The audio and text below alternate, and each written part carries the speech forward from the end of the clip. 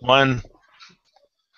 Well, hello, soccer fans. Randy McKee here with Soccer 605, and we're very happy today to be bringing you the last regular Sunday wrap-up show. We may try to get one more in next week after the finals, but well, we had some interesting games this weekend and had a couple of wider margin games. You know, we kind of expected over the weekend out at West River at St. Thomas More and at Belle for the two teams going out there. Um, to really have some difficulty. You know, you roll into St. Thomas More or Bell, either one of those teams, and that's going to be a difficult time. And that's exactly what we saw with T area over at Bell and in Vermilion at St. Thomas More. You know, and really not much more to say other than, you know, those games came out like we expected. Both were 5-0 wins by the favored teams. And you know, I guess the thing that we got to talk about in those games with T area, you know, they have such a young team. They got seventh graders who are listed on the varsity roster, and they've got a lot of eighth graders actually playing a lot of minutes. And you know, to go into a team like Belfouche, it's mature, big, strong, and hard. You know, you just are going to have a lot of trouble there, and you know that's exactly what happened. Yeah, it's the A girls. We talked about at the beginning of the year. We thought there was a couple teams that were probably the class of the division. And then we thought there was a lot of other teams that on any given day could surprise somebody, and here they are. And T area, in Vermilion. Vermilion's had a good, strong program for a few years now. Kind of like they're right there with like West Central and Groton and them, and and now T area has just been on the up and up and up and up. And I think right now they're one of those teams that probably a lot of people need to get their licks in while they can, so to speak, because as this team gets older with all the youth they have playing, they're gonna, in another year or two, it's gonna be a tough squad to have to deal with. Well, they are going to be, and you know they got a really good coach in Coach Mark Anderson there. I was talking to him after the last time I saw him over at T, and you know they've got great facilities. They've got a community on the move there. They got a school on the move.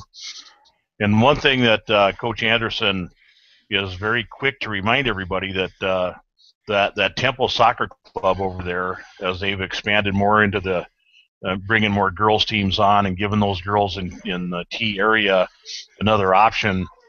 They just have a lot more kids playing soccer, and because of that, and they've got some really good coaches in that Tempo Soccer Club. We're going to see not only the high school improve because of high school, but we're going to see a lot of improvement in each player because of the club over there. Yeah, Tempo has been on the rise. They've been working, had a lot of youth teams coming up, and those youth teams now are starting to get into that U14, U15 area, and you're starting to see some of the benefits of those kids, coming on now at Harrisburg and T, and and not just those two areas. There's kids in that soccer club who are playing from Vermilion, Yankton, Brookings, Watertown. There's a lot of kids from all over the place. Mitchell. So yeah, I mean, you gotta have an off-season program, a soccer club, Dakota Alliance, Temple, Watertown, Brookings, Pier. There's a lot of people out there. You got to have that program for those kids to have some success. So hats off to those guys. Yeah, absolutely. And then then you look over at Vermilion, and anytime you get a new coach, there's bound to be a lot of upheaval and some concern and some hand wringing. But I'll tell you what, Shannon Fitzsimmons over there, I mean, she's got some cred. Um, and she's brought a whole new energy, a whole new look to that bunch of kids over there, and an expectation that they should and could do well. And it has made a big difference in the way that team played. I mean, they get down the field, and actually watching the video that Blaze Emerson sent to us that he took of the St. Thomas More Vermilion game. You know, Vermilion got in St. Thomas More's end time after time after time. You know, they in St. Thomas More smothered up those attacks, but they got through the midfield into the attacking third and the finishing third. And, I was really impressed with what they were doing against that very strong St. Thomas More girls team. Well, and anytime you bring a new coach in, you're right. There's bound to be a lot of things. But the Vermilion girls, I think, over the past few years have been a team that's kind of been on the rise a little bit, and now it's obvious the way the girls are playing this year. They've given a lot of teams a lot of trouble. They've been playing hard. Great job to Coach Shannon down there, and look forward to seeing what you do next year. Yeah, it's going to be good. They're losing a couple of key players, but they've got some real strength coming back. They have Natasha Samuzi still up top running. She's just a junior this year. The Autumn Barnett in the middle, who has become a real fine center mid. I really like the way that Autumn plays because it's something you don't see a lot in South Dakota girls, but when she gets a ball, her first touch usually is to get the ball out of trouble and get herself some space to play. And you just don't see that in a lot of girls in the middle of the park today. So it's going to be interesting to see what Coach Fitzsimmons does with that team next year. Yeah, and it'll be fun to watch some of those girls who, I know are playing some spring and summer soccer, see how they grow as well. And it's there's going to be some off-season work. I'm sure a lot of these coaches across the state are going to have their kids do, want them to do, and putting in a top-level program means that you're putting in the time to organize everything when you're in season and when you're out of season. So it'll be fun to see. Okay, well, on to Double A then. We had a couple really interesting matchups here in Sioux Falls over the weekend with the Double A girls semis. The first game that we took a look at, and I wasn't there, but Carol was, and she gave, I think, a really good report about what went on there with Washington at O'Gorman. And, we've really been very impressed with the Washington girls, and watching them last Friday up in the windstorm up in Aberdeen, which Aberdeen, of course, won the flip. They had the wind at their back, and Washington just simply wouldn't let them in. It was just amazing. And then they really put together some nice looking attacks into the wind and did a nice deal. So anyway, we are really impressed with Washington. They roll into O'Gorman, and it's just exactly like we thought it would be. A very difficult game, but with the wind as well. But the first scorer came with Lauren Weber, who kind of plays, a lot of times she'll play like in a stopper position, or I call it messer. And she bombed a long one in, and the wind just kind of went along and just went in over the keeper's hands. And that's how the game went for a long time. But then late in the second, Morgan Moe got a PK, and she scored on that. In the second, in the first overtime, and then they went into overtime, tied 1-1. Alyssa Weidler scored in the overtime. Washington couldn't come back and score, so just a real nice back and forth game. Carol wanted me to make sure and mention that both the keepers, Olivia Sorrell and Adriana over at Washington, really did a wonderful job. They both made some big time saves, so that was a very good game, just like we expected it to be. Well, yeah, and both the teams to get there. You talked about the games earlier on in the week, on Tuesday with Washington having to travel up to Aberdeen, and then O'Gorman having to take care of a tough Roosevelt side. Both the teams earned their spots to be there, and quite honestly, with the amount of heart and passion that the Washington girls played to get to that O'Gorman game, I would have expected nothing less when I was keeping up to speed on it through Carol and a few others. And when I heard it went to overtime, I kind of giggled a little bit and just said, well, that's to be expected. One thing that I think would have concerned any coach quite a bit is, Molly Detzel took a knock, and they played much of the second half without her. And so, anybody who's wondering if O'Gorman could still keep teams out without Detzel being back there, who certainly, if she's not the best center back in the state, certainly one of the top two or three. O'Gorman answered that question, and really, I think the sophomore Sorrell really, she's stepping up back there and making the kind of saves that she needs to make. So, We don't know what Detzel's status is right now, but I guess we'll see. I know Carol overheard her saying literally the game was over, and she was saying, "I need to get to the doctor now so I can get the therapy going." So you'll have to tie her down. You'll have to tie her down to keep her out of the game. Well, and again, we talked about the format of the I talked about the format of the new tournament on the last call. I think, unfortunately, I kind of got disconnected from you. But, with this new format of the state tournament, instead of it being 3 consecutive days, now it's 3 days over a week and a half.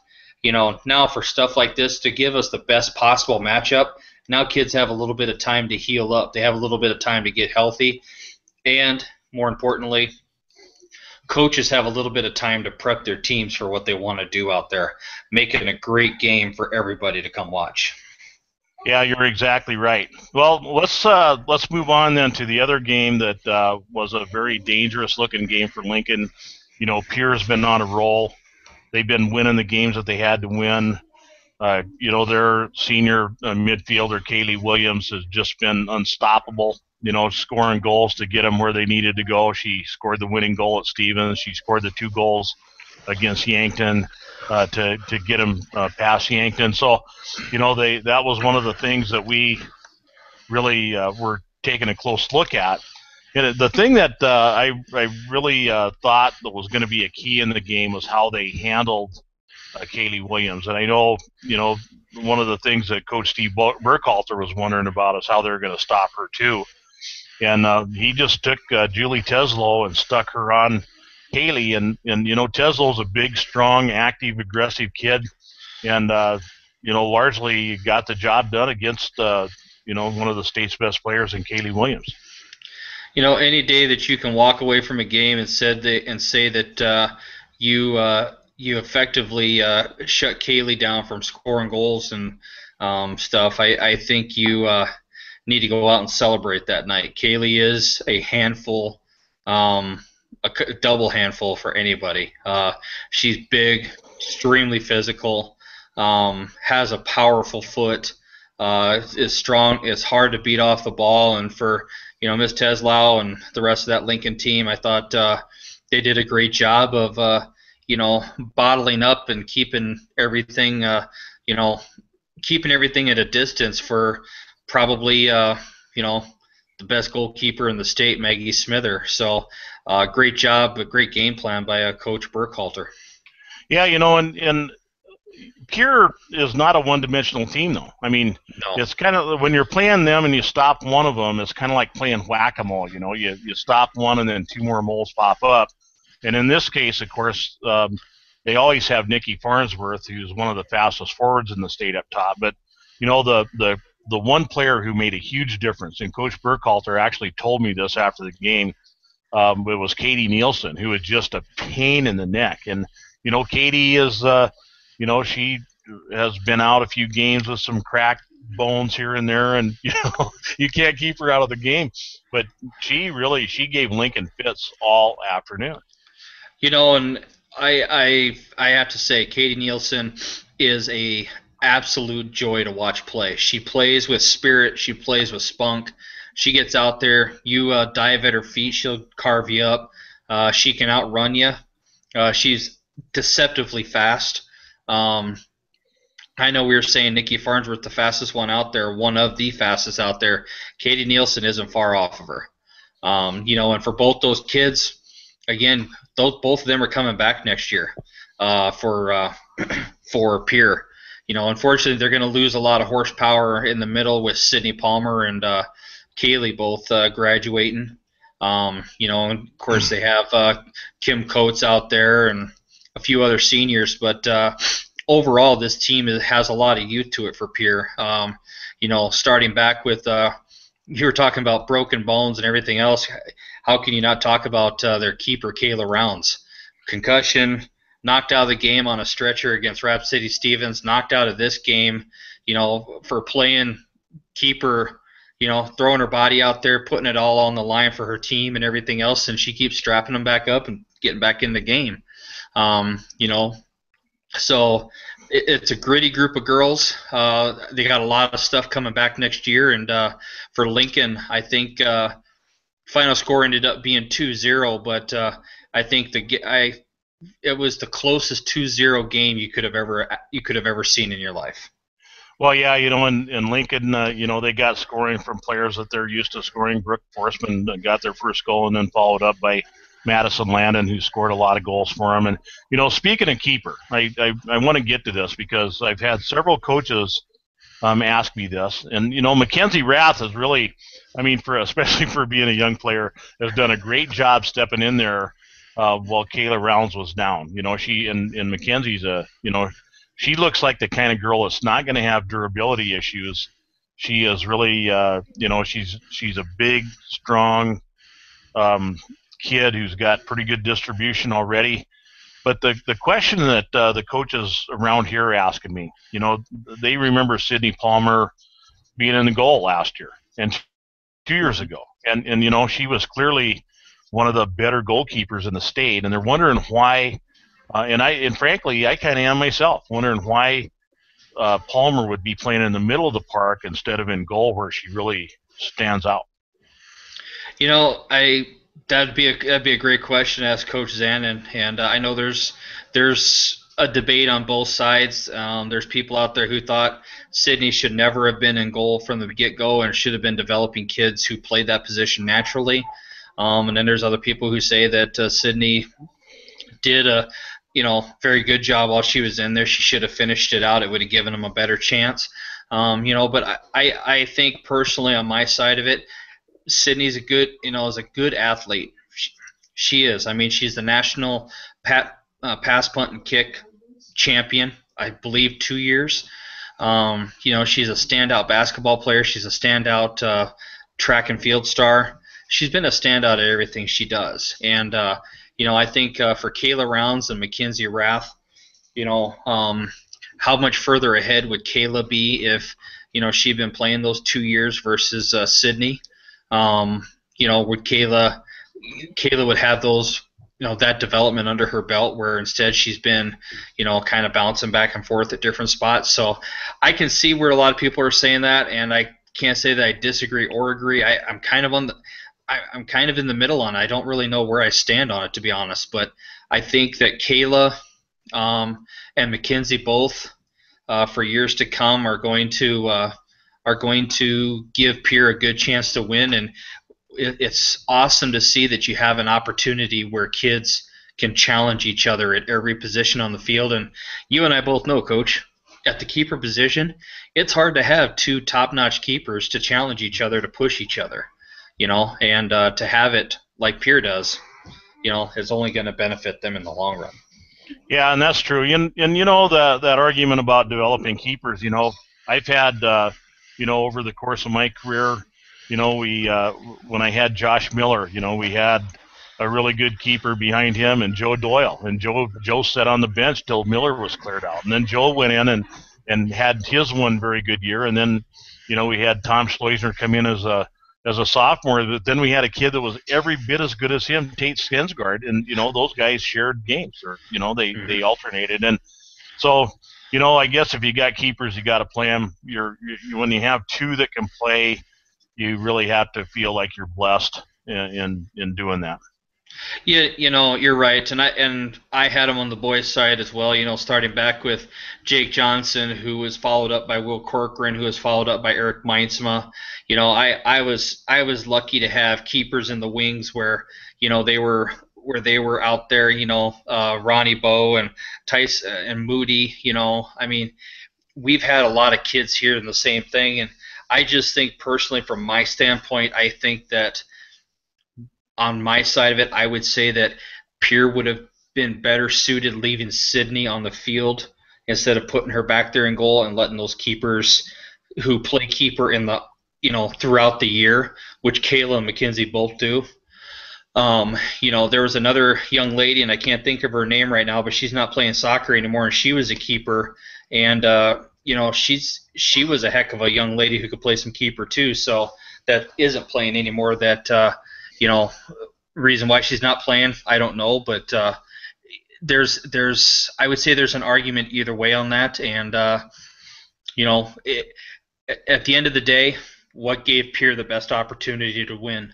Sydney on the field or Sydney in net? You know, one girl versus 11 girls out there. You know, I think the strongest team was out there the way it was. All right, well that sounds good. And, one thing about it before we move on, you were saying that was probably the one of the closest 0-2 games in the history of soccer. And actually, I want to point out that Pierre put a tremendous amount of pressure on Lincoln, and Lincoln has some great defenders. Katie Gillette in the middle, who was an All-Stater as a junior. Ellie Leach, Kennedy Keller. Late in the game, they actually had to save one right off the line, which early in the game. So, um,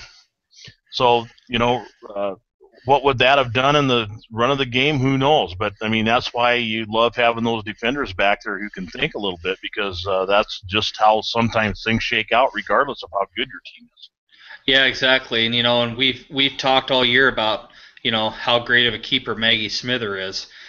She's great because she also has a great team in front of her, including a great defense. So I think for next week, talk about an absolute fun matchup to watch. O'Gorman versus Lincoln, Coach Byer versus Coach Burkhalter. The two teams, I think there's a lot of similarities between them.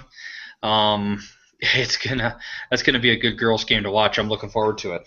Well, in talking about them, but let's go work on the A girls final first. And even though I already talked about it on the voice show, let me redeem myself here and talk about it on the show that I was supposed to talk about it. But when we're looking at St. Thomas More against Belfouche, there's a lot of things I like right down the line in this game. And the first is we got two former coaches of the year. Casey Lynch 2 years ago pulled that Belfouche bunch of kids together and made it in the final. Who knows how she did it, but she had those kids playing hard, and she still has them playing the same way. And then we got the veteran coach Doug Noyes, who was our coach of the year last year for A girls, who has been there over and over and over. He constantly reminds his teams of some of the former dominating teams that he's had that got there. And like Coach Noyes says, nobody cares that you're undefeated when you show up or what your record is for that last game. You still have to go win it. And so that's kind of his mentality that he's been giving the kids. Both teams have some great players. For St. Thomas More, they got small school player of the year last year, KJ Medler in the middle. Ashley Peterson, who they kind of play her as a withdrawn forward out on the wing, but she probably could be the strongest girls player in the state. Certainly is one of them. She kind of went from being a tall, skinny girl to a girl who worked really hard to put some real muscle on last year, and that's made a big difference. They got an Avery White who comes out of the midfield. They got a good keeper in Alyssa Dickoff. So they've got a lot of good personnel in that St. Thomas More team. They do, and it's gonna be a good matchup because as much as St. Thomas More has, I mean, you can talk about on the Belfouche side, Bailey, who's I've had the privilege of working with on the club side. Jesse Ryan, Gracie. You got some girls out there on the Belfouche side who skill wise maybe aren't as good as some of the St. Thomas More girls, but passion, athleticism, a lot of other things, soccer ability, I think they're right up there. And I think there's going to be a lot of interesting matchups on the field for this game. I think there's going to be a lot of little battles throughout the game on different positions. And St. Thomas More, I mean, we've talked about how good they are all year. I have a hard time counting out Belfouche and their excitement and their passion and athleticism and everything else they like to do. It's gonna be a tough game for either team to score, and it's gonna be a tough game to keep your butt in the seat, because you're gonna want to stand up and cheer quite a bit, I think. Well, and these two teams have a lot of history, and most of their history has taken place in either Belfouche or Rapid City. And I mean, the first game I saw between them once Belfouche was good when Casey Lynch started coaching them a couple of years ago. The game was probably the most physical girls game I've ever seen, and it wasn't dirty. It was just every ball was a challenge ball, and every time there was a challenge ball, there were a couple of girls from both sides fighting over the ball. And Yep. who knows what was going to win that? Which team was going to win the ball? It just went about half and half. Earlier this year, Belfouche roll into Rapid City. They play St. Thomas More on their home field and tie them 3-3. A Mm-hmm. week later, St. Thomas More roll into Belfouche and play them on their home field, and they win that game 3-0. And I'm sure that's something that the Belfouche girls are thinking about as all the kids come to Mitchell Saturday and play in that final. I think it's just going to be one of the best A girls championships ever.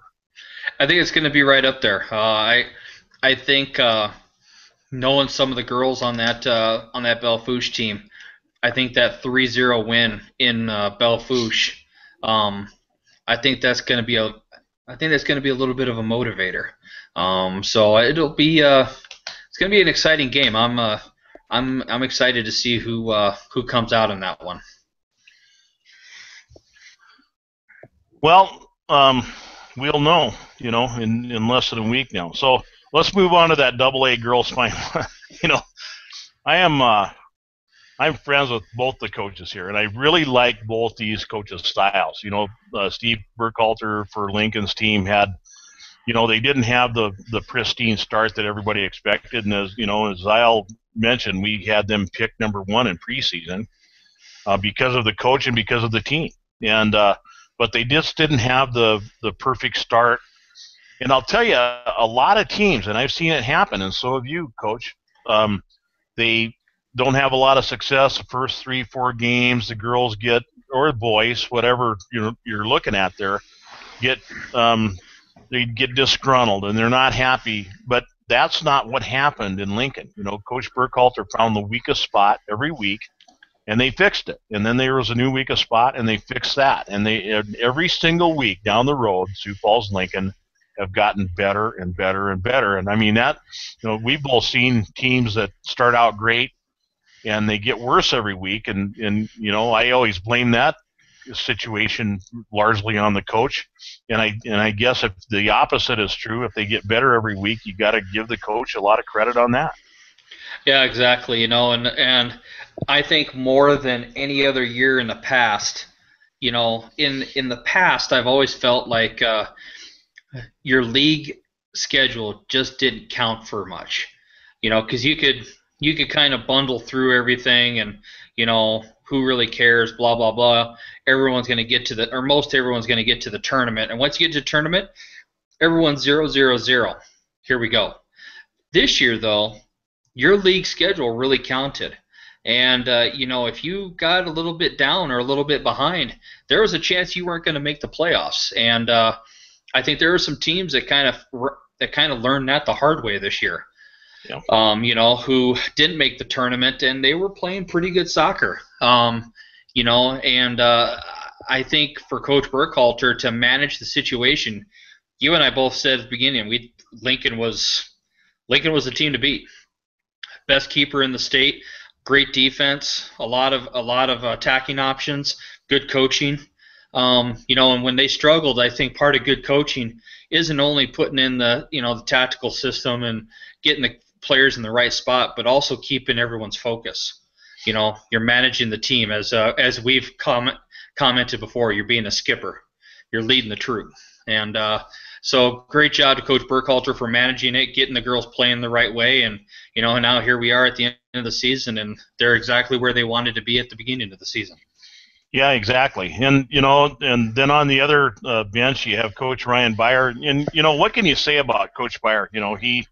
He was our large school coach of the year, and he has some great players there at O'Gorman, but there are a lot of girls that he has in his team that don't play soccer year round like the rest of these girls do. Uh-huh. They come out for fall soccer and they enjoy it. And I'll tell you what, to Coach Byer's credit, he plays.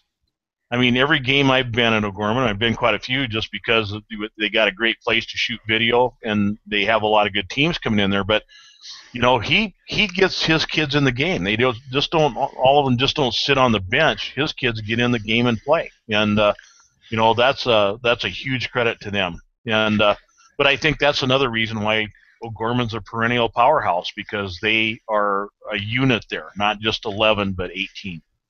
Yeah, I I go back when I was coaching, and I always felt the reason why we had success year in and year out here in Pierce because we played a lot of kids. We played all the way down to our 17th and 18th guy every single game, and I think there's a lot of truth to the fact that how are you going to develop those kids if they're not out there on the field earning their trust?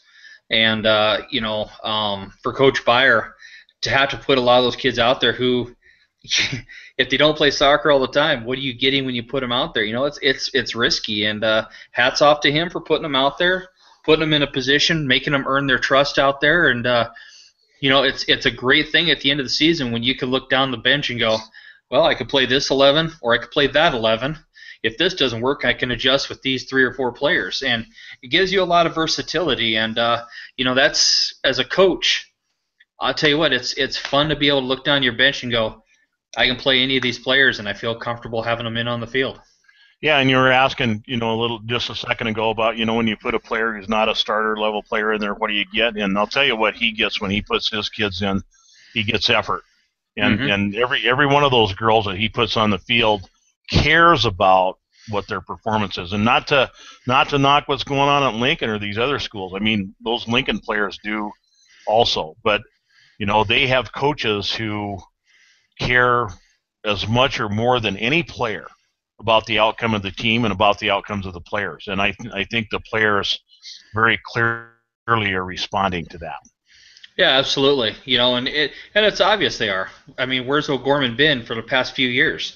They've been in the final hunt, and you're not getting in that final piece of the puzzle if you're not doing something right the rest of the season to get you there. So, again, it great job to Coach Byer and talk about a fun matchup. We were talking about how much fun it's going to be or how hard it's going to be to keep your butt in the seat watching the St. Thomas More versus Belfouche game. Well, I don't think it's going to be any easier watching Lincoln versus O'Gorman. That's going to be an absolute gem of a game to watch, and a lot of little matchups and a lot of fun. Yeah, and let's talk about a few of them, because we've talked a couple times about Maggie Smither, the Lincoln senior keeper. She was our Elite 11 keeper last year. She's a very strong keeper, but it's those girls that Coach Burkhalter has in front of her that make a huge difference, because there's a lot of times teams will attack, but they get the attack smothered or they don't get a good look.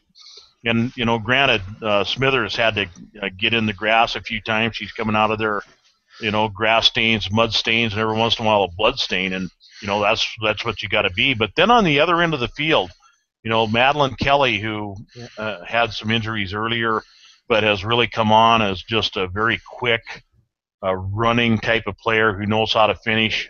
She scored some good goals for him. They got Julie Teslow in the middle, and with Katie Gillette, the Landon sisters, Megan and Madison, the Forsman sisters, Brooke and Brittany. So there's just a lot of really nice balance throughout that entire Lincoln team, not only in terms of the quality of the players, but also in terms of youth. Yeah, and they're talking about the interesting matchups out there. I mean, O'Gorman plays a very fun style of soccer to watch. And how is how is Lincoln? I don't know. What was the matchup? Did they play each other during the season? I can't remember. Yeah, and I think O'Gorman ended up winning that one, if I'm not mistaken. Okay, so I mean, there's going to be some the the attack of Lincoln versus the defense of O'Gorman, the stability that O'Gorman has all over the field. I think it's going to come down to a game like a good soccer game. Who's going to make the mistake, and if you do, does the other team capitalize on it? Both these teams have the absolute ability to punish you for making mistakes.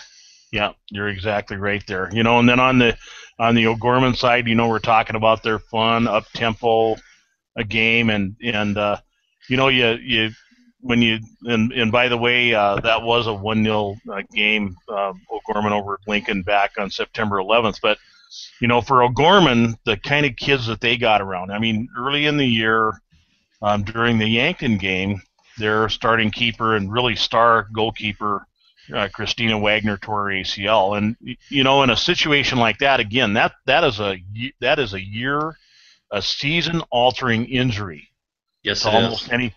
almost any team out there. But here they have this sophomore, Olivia Sorrell, who's she's a top-level club player. She's been around, and the thing about it, like going to regionals and stuff like the clubs do, um, playing against these high school girls in South Dakota is no different than her going to regionals and having to deal with those girls at the regional level. And she stepped up. And one thing I've really noticed, I've often said that Christina Wagner, I thought, is not only a great keeper, but she has the best keeper voice in South Dakota on the girls' side. She's in contact with her team, and she's helped Olivia get up there and take that role as the boss from the back.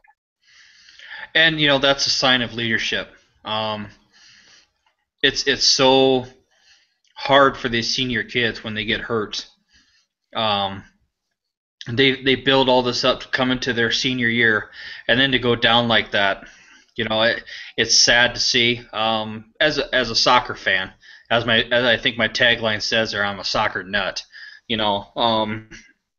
It's hard to see, but what leadership and what kind of character does she have to be sitting there and doing what she's doing to help her team as much as she can from the sidelines, helping this young other sophomore keeper, just doing everything like that. To me that's an all-state type of player. Whether she makes all-state or not, that's an all-state type of player for me.